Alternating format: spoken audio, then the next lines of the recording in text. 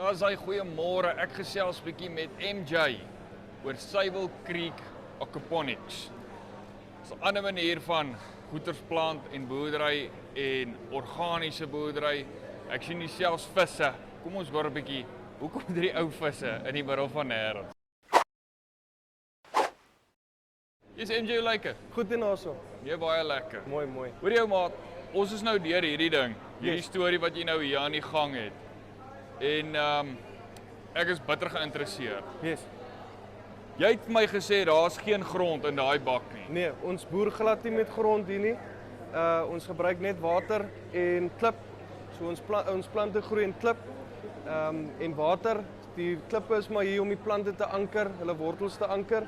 En dit dien ook as 'n filtrasie medium vir die stelsel. Dit is baie belangrik, ons visse produseer ammonia wat dan opgepomp word na die klippe toe en daar binne is bakterieë wat dan ons ammonia omskakel na nitraat toe wat dan die plante opneem uit die klippe uit. Ja.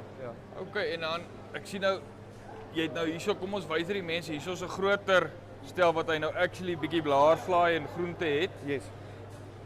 Jy sê vir my ek kan nou sien op 'n klein skaal kan mense doen. Nou op 'n kommersiële skaal, wat sê jy vir my sê MJ? Ja, mense kan dit verseker op 'n kommersiële skaal doen. Dit is wel 'n bietjie groter insetkostes om 'n kommersiële stelsel op te sit, maar dit is verseker 'n positiewe boerderypraktyk kan ek sê. Is dit? Ja. Wat is die verskil insetkoste gewys ensovoorts? Ja, kyk jou insetkos of jou produksiekoste vir aquaponics is baie minder as jou tradisionele boerderypraktyke omdat ons nou nie trekkers gebruik vir diesel nie en ons spuit nie chemikalieë nie en ons gebruik nie kunsmis nie. So jou produksiekoste is baie laag. Baie mense sê vir my dis 'n organiese produk, so dis 'n premium produk.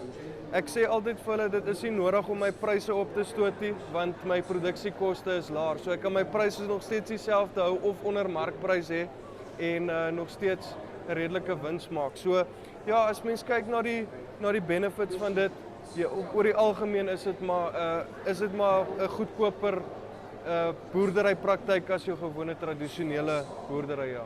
Hoorie MJ, kom ons gaan gou oor na die microgreens toe. Jy het my nou gister hierso laat proe, Yes. sonder dat ek weet wat dit was. En toe proe ek nou hierdie. Dis wortels. Nou MJ, verduidelik my nou wat presies hier aangaan en hoekom jy dit sou voorstel.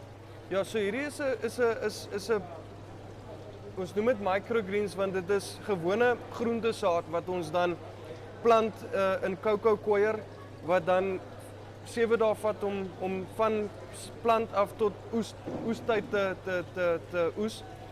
En dan kan jy enige sade gebruik en dan sprout hulle net.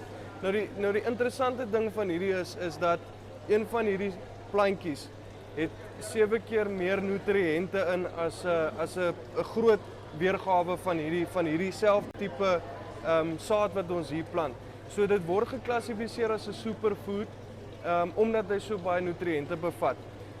Dit word baie ook gebruik by die restaurante en hotelle en so as garnering. Dit laat die kos verskriklik mooi ook lyk. Right, dit was nou MJ van Sable Creek Hydroponics. Baie interessante maniere van boerdery wat hierdie ouens hier doen. Ek kan sien hoe dit kan goedkoper werk, selfs kommersieel. So as jy bietjie meer wil weet, kom in kontak met hierdie ouens, gesels met hulle, gaan op hulle webwerf, hoor bietjie wat hulle jou kan vertel. Ek's Anu van Farm Spice. Lekker dag.